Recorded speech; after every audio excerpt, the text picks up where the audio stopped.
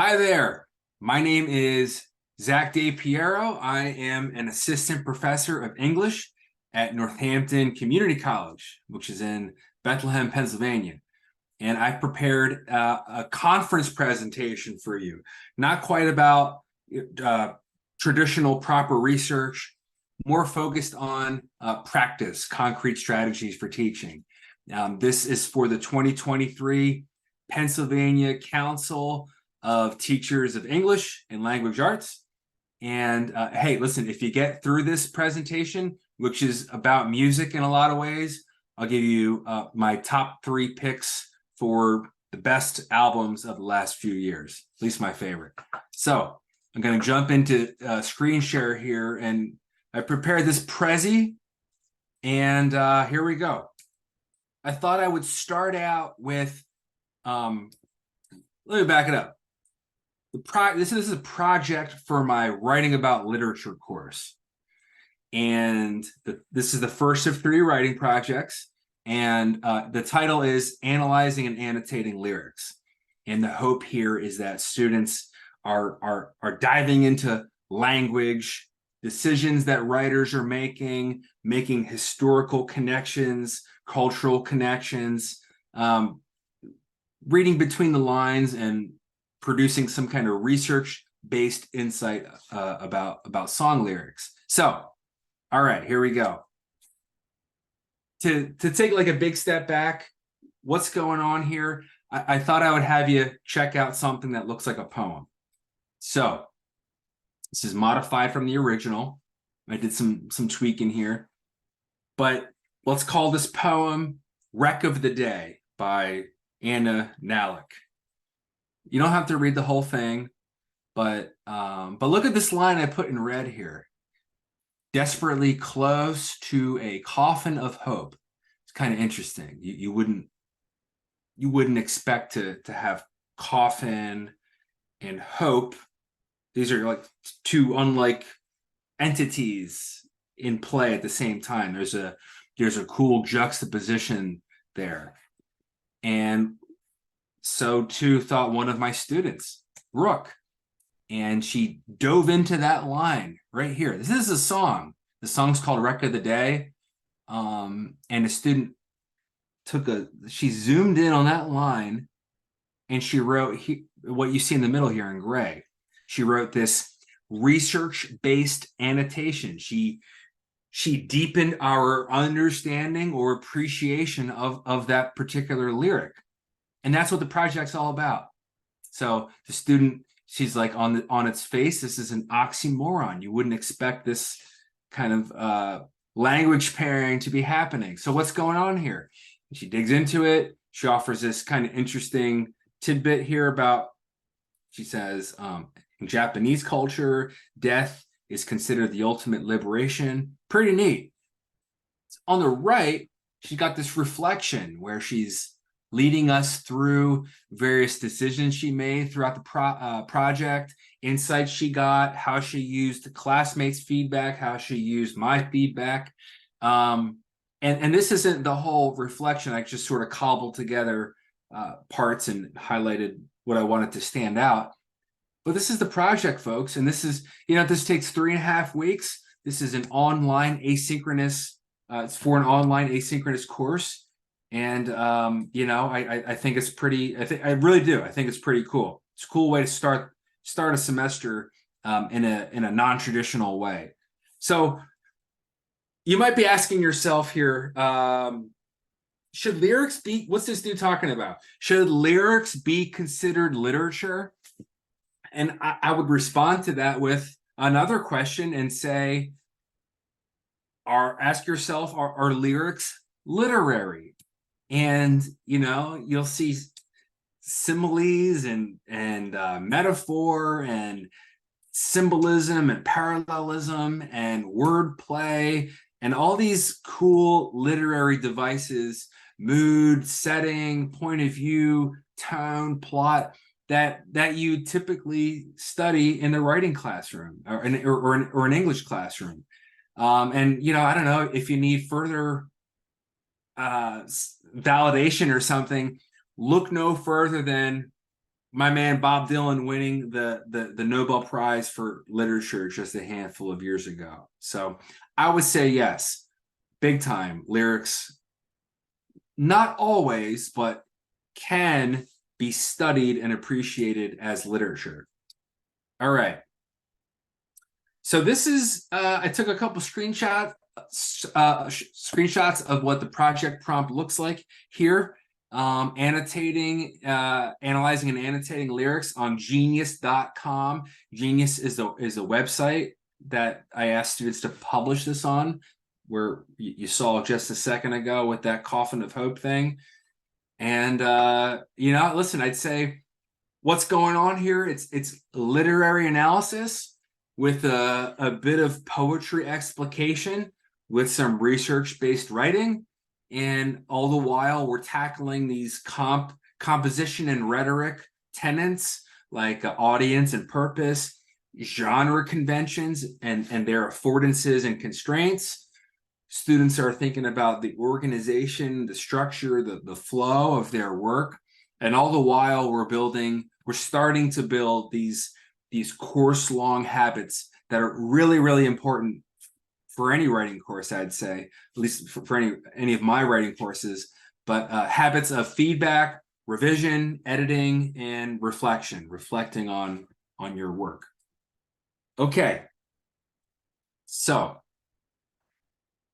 for the remaining 20-ish minutes, I hope, here's an overview of what I'd like to do. I thought I would start out talking a little bit more about genius.com.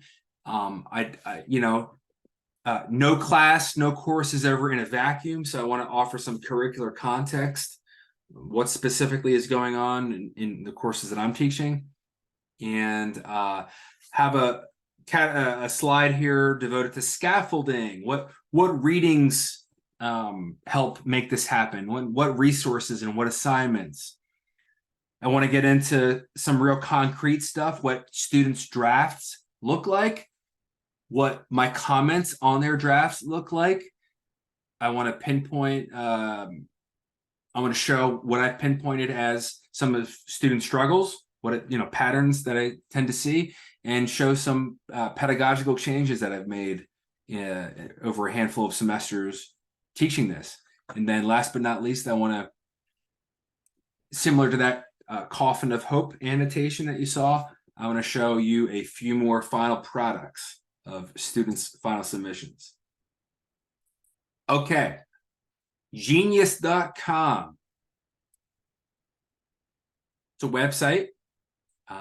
It takes on like a wiki-like nature. It's very bottom up, user-driven. What gets posted and vetted is very user-driven. I can post on it. You can post on it. Students can post on it. There is an editing team, much like there is at Wikipedia too, and they'll to various degrees chime in and at times flag annotations that maybe are inaccurate or not factual, that kind of thing. So I want to show you another example on the site, and then tell you a little bit about how it works. So this is not a student of mine, but this is another contributor who posted an annotation. We're calling these, again, annotations. An annotation about this line, verse 4 in the Beatles tune, Taxman. So here we go. Now my advice for those who die, Taxman, declare the pennies on your eyes. So what's going on there? What's that? Does that mean anything, or what could that mean? Somebody dug into that, and they trace that idea back to ancient Greek tradition, and ancient Greek tradition required coins to be placed over the eyes of a dead person before burial. And this was a payment so the ferryman could convey souls to the underworld. So I really do think that's so cool, so interesting. It asks students to pause think about the words, think about the language, interpret possible meanings. You can just think harder, and that's a context transcendent skill that I think a lot of teachers do value, and that's not devalue, do value, and that's why, you know, that's why I really like this project. I think it offers a lot of value. So on Genius, really the name of the game is contributing knowledge. So students can talk about artwork of the album, cover artwork, song facts. They can transcribe lyrics across languages, propose changes to existing annotations. But most importantly for me, they can jump into lyrics and help, as I say up there, deepen our understanding or appreciation of these lyrics.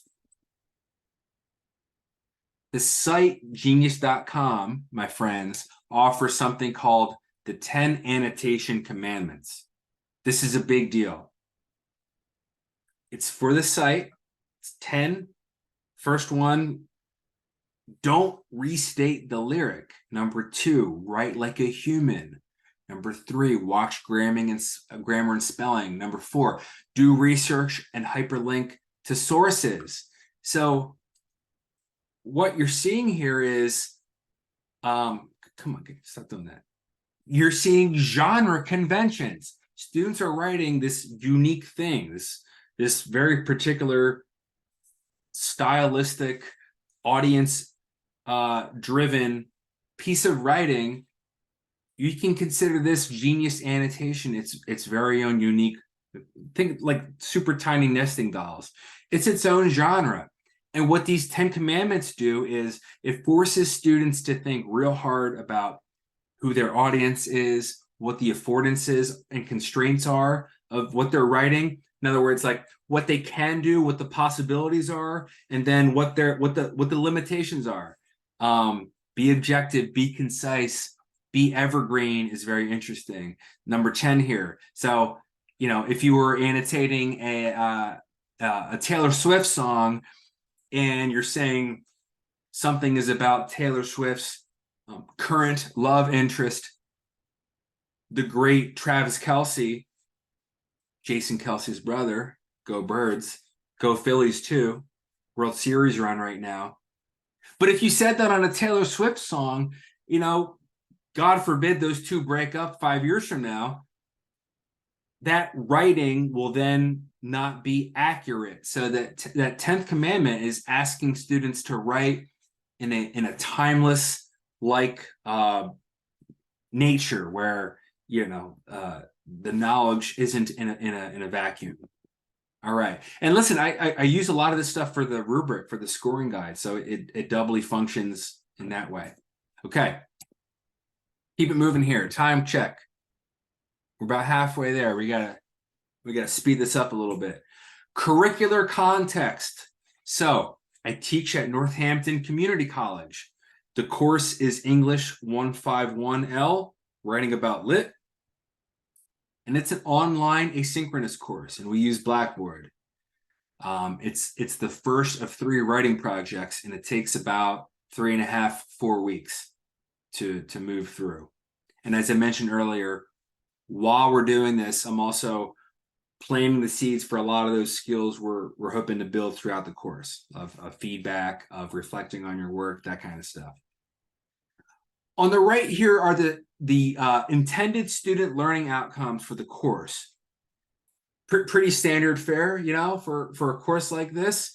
Number 1, you know, students are working through the writing process. They're thinking about their particular purpose and trying to tailor their work to a specific audience. Number 2, they're using evidence and sources to substantiate their claims. Number 3, they are thinking about diversity. Number 4, critical thinking. Number 5, we're using technology in, you know, effective ways, that kind of thing.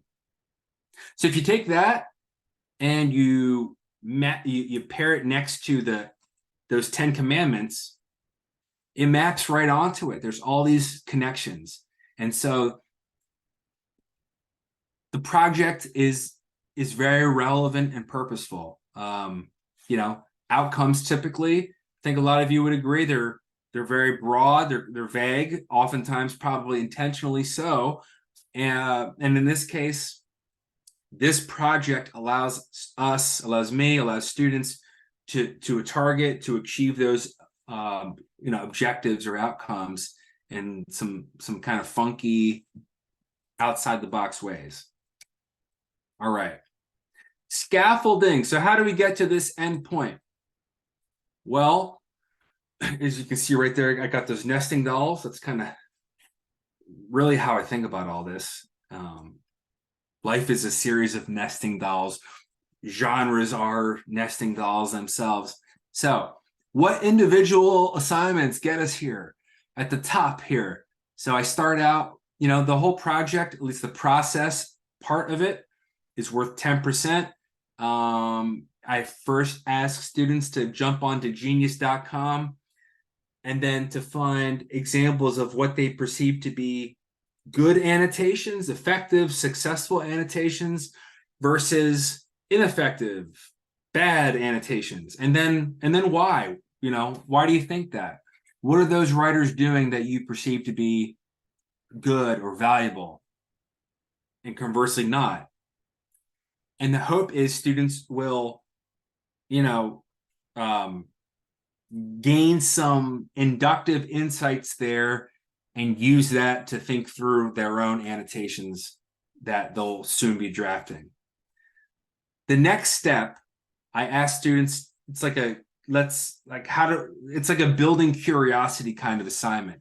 I ask them to pick a song, line by line, hook us up with questions. What questions pop into your mind about what's going on in the song, what something means, how it connects to other themes in the song? So asking questions about lyrics.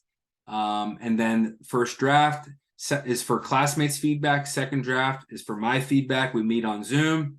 I'll talk about that more in a little bit. But listen, if students are doing this, it's check, check, check. You know, I use a process heavy approach to my writing courses. If students are submitting timely and thorough work, they should expect to get full credit. And you know, I'm interested in their development, how and why they use feedback, the revision and editing choices they make. That, to me, that's the good stuff. And at the end of the course, that's when we get into the product part. The portfolio is when I'm taking a keener eye, and you know, I'm interested in the you know, the goodness. I'm interested in their ability to apply classmates' feedback, my feedback. I want your best, and you know, given all the supports, I expect your best too. Along the way here, this middle section, you know, you got a quiz about the syllabus. These are all open notes quizzes. A quiz about the syllabus, how to find stuff on Blackboard, all that kind of stuff. Number 2, it's about feedback. Kind of something of our anchor text is, I use chapters from this. I love it. It's great. It's a really cool, accessible book, How to Read Literature Like a Professor by Thomas Foster. I ask students to really look hard into the writing project 1 prompt. Quiz 3, they're analyzing moves, decisions that others are making, artists in this case, and I use that to help them think about choices they're making in their writing. What are you doing and why are you doing it? And then finally, there's this, should song lyrics be considered poetry? Yes, no, maybe, and why? And I offer some readings on both sides of the issue there. Okay. This is these are snapshots from what my Blackboard course looks like. This is again an online asynchronous course, so work is staggered on Mondays, Wednesdays, and Fridays. And you know, that top row are the readings, or what to watch. The inputs, and the bottom are the outputs, what to write, what to complete. And, you know, for instance, week 2, I've got this cool video. Paul McCartney is breaking down some of his songs. Like Blackbird, for instance, tends to resonate with a lot of students. You know, it's a civil rights inspired song. Really, really cool. You probably wouldn't have thought about that if maybe you hadn't heard Sir Paul McCartney break that down. And I'm hoping that that kind of thinking will help students with throughout this literature course. The other projects that we have are more traditional in nature. You know, research-based essays focused on short stories, and then novels and that kind of thing. All right, let's keep it moving here. So this is what my scoring guide looks like. As you can see, it's like met expectations, did not meet expectations, 3 original annotations, relevant sources. I don't want students using like songmeetings.com or songfacts.com, these ready-made sources, because that's not like thinking, you know, it's just pulling information from one spot and then boom, dropping it into this assignment. And I don't want that. That can be a start, but really I want them to synthesize sources and produce new knowledge, that kind of thing. And then, you know, I plucked a handful of specific annotation commandments that I think are really useful for students to particularly zoom in on. All right, time check. Ooh, we gotta get rolling here. 20 minutes. Student drafts and my feedback. So here's a quick range of what this stuff looks like. These are first drafts. No, excuse me. These are second drafts. And I'm meeting with students on Zoom. I take their work, slap it into a Google Doc. I go into screen share, kind of like I'm doing now. And then I offer lots of questions. To me, best kind of feedback you can give to students typically are feedback is feedback in the form of open-ended questions whenever possible, but questions primarily focused on higher order revisions. Of course, at times you're also focused on the lower order stuff, especially if the student seems to have the higher order stuff intact. Here's a student who checked out a Carrie Underwood tune, and she focused in on the lyrics, but I ain't in Chakotah anymore. And you'll see that what I like to do these like color coding tagging strategies so students can see patterns in their work. What I wanted this student to see is that she tended to start off a lot of the sentences in both of these paragraphs in the same way. So in blue, Chakotah is a, Chakotah is the, Chakotah is. These are all in blue. Second paragraph in orange. Carrie, second sentence, carries. Third sentence, Underwood. Fourth sentence, her. So the student is, to me, what I'm seeing, a lot of the information's good. They've done their research. They're bringing this to life. Now I think we need to think about being a little less mechanical in our syntax and our sentence structure. So I do kind of what I call syntax Tetris, where you might be able to take like a dependent clause in the sentence. Let's see if we can tack this on to the beginning or maybe the end, spice things up. Sometimes if there's a similar phrase in back-to-back sentences, that's a sign you might be able to combine sentences. All right, example number 2. Student was off to a really good start. She zoomed in the lyrics. You live your life, you go in shadows, you'll come apart and you'll go blind.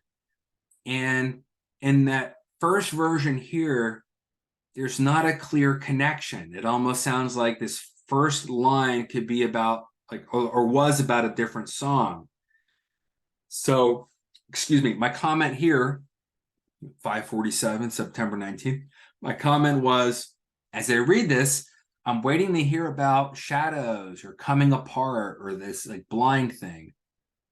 So we realized that the student was burying the lead, and she reworked it so that transition was a lot smoother. And I also asked the student to think here. She's citing the U.S. Department of Justice, and I asked her, like, is the language important or is the information important? If the particular words and the phrasing is what's important, like a definition of something, it makes sense to quote. Or if it's like a juicy soundbite, we want to probably quote. But if it instead is the information that you really want, I'd suggest paraphrasing that, putting it in your own words, and then dropping in a hyperlink. All right. Another example, student was off to a good start. Got a quote from the lyricist. Sounds like the person had substance abuse issues. Helps us understand the lyrics. The second paragraph, it sort of got a little vague. And I thought, maybe you can broaden this out in a more kind of social sciencey way. So the lyricist seems to be talking about dating somebody who relapsed. So my question was, can you bring in something that like is about, think of the people in the song as like characters or people in the world. Are they going to make it? You know, what percentage of couples, of relationships are able to move past these sort of relapse kind of issues? Maybe it's worth checking out this source, Psychology Today. I find myself, recommending that a lot when there's these, where these psychological, whether it's like self-esteem, romance, that kind of stuff in play with these songs. It's a great source. Here is a tune where an example where the student had to go back to the drawing board. So, but February made me shiver with every paper I deliver. This is American Pie by Don McLean, which is possibly the most analyzed song in history. It's at least way up there. And the information that she provided is not only like all over the place everywhere, but it's also on the Genius site. And I try real hard to have students try to find new real estate, try to find a song and lyrics that haven't been analyzed. You're contributing new knowledge. And, inevitably, it's not always going to work out how you had hoped. And in this student's case, she overlooked that, and we kind of just got to go back to the drawing board. Here's an example where I zoomed in on one sentence a student had, and it's a very sentence level focus here. And we spent most of the conference focusing on color coding similar, synonyms, but both on a word level, on a phrase level. And I wanted that student to see that, we had a lot of fluff here. How do we trim this down? So we got an initial version. I don't know, what is this, like 40 words or something, or maybe 50, and got it to hopefully about half that. Okay. In a nutshell, this is what I see to be students' struggles. Scoping is an issue. Students tend to tackle like the unit of analysis they're looking at should be the line, should be the lyrics, but instead they're going to like the whole song or the whole theme even more broadly. So I want them to, I find myself saying a lot, teach us more about less. Say more about less. Dive into something very specific, extrapolate, and I think you'll be teaching somebody something that they didn't already know if you're doing that. Fluff and repetitive language tends to be an issue, and tackling this early on in the writing course hopefully pays dividends throughout the course. Stating the obvious tends to be an issue. We got to get past what, you know, a reader would likely already have known after reading through the lyrics one time. Similarly, choosing generic or uninteresting lyrics, I find students struggling when they do that. You know, pick something weird. There's something's going on there. Help us make sense of it. Instead of using I language, we want to just kind of jump right in. Let our sources do the substantiating for us. Some students don't use any research. Not sure how that happens. Some students rely on ready-made research. You know, that's not good enough. We're not contributing any new knowledge or doing any deep thinking there. Some students don't provide a trail of their sources. Some students aren't adhering to those annotation commandments. Over quoting versus paraphrasing or summarizing tends to be something that I point out a lot. You only quote when you need to quote. You always give source attribution, yes, but you know, in the less is more vein, if you can get the same information across in less space, that's a good move to make. Some students disregard peer feedback. Sometimes I'll ask them a question and they'll say, I had a lot of other students ask me that too. You know, well, I wish you had listened to them. And that's, and I say that, you know, I'm always honest with students. And so for the future projects, I hope that they'll have a different disposition towards feedback, student peer feedback, and they'll actually use that for their revisions in the second and third writing project. Okay. Pedagogical adjustments. I'm going to, for time constraints, just pause that. You can read it on your own. In a quick nutshell, I'm always tinkering. I'm always tweaking. I think all instructors should. And, you know, hopefully these tweaks pay off. Final products. So we already saw Brooks, Rec of the Day. Here's Kennedy's. She looked at a Zack Bryan song, and the song's called Tourniquet, and kind of getting into blood and love and pain and all these kind of interconnected metaphors and that kind of stuff. And on the right, again, you can see students' reflections. I've sort of cobbled together. Reflections tend to be like 2 pages long, but I'm condensing that a little bit for the purposes of this presentation. Okay, here is one about that apparent methamphetamine issue. Great, like super awesome band, Mazzy Star. The student did some digging and found out that the two members spent some time in California in the early 90s, and there was this big meth issue there. And meth, turns out, you abuse it and temporary blindness might be a byproduct. You know, listen, folks, this is giving students like it's an excuse to do a little bit of research, integrate it. You're integrating sources, you're exploring your existing interests, you're being curious about language. I think there's a lot of value in this. Here's a student who zoomed in on a Jordan Davis line, which is actually the name of an Eagles player. The Saturday Sinners and the Sunday Saints. She's like, something interesting is going on there. What is it? She found out that it's not only like a juxtaposition of ideas, but it's this like low-key shout out to the New Orleans Saints. The Saints, Sunday, football, kind of cool. If you want to get a hold of me, go for it. You know, this is my email right here. I'd be happy to work with folks if, like, you know, you professional development or a research project, you know, that kind of thing. I love talking teaching. I really do.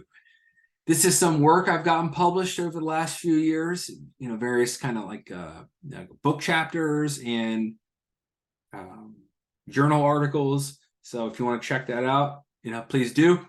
I'll quick shout out to, I got a chapter in writing spaces.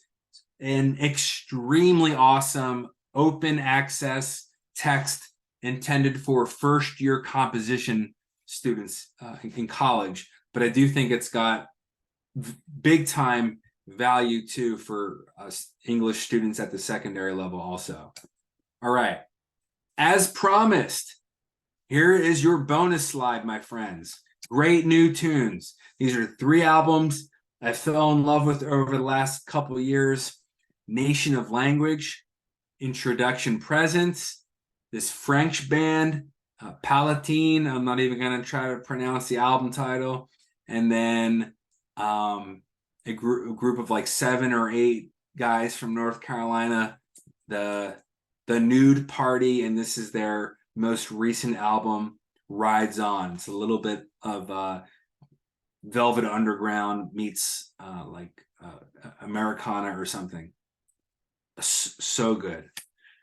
Listen, I hope this was interesting and useful. We're a little bit over time. What are you going to do? Take care, keep up the good work, and hope to see you around. Bye, everybody.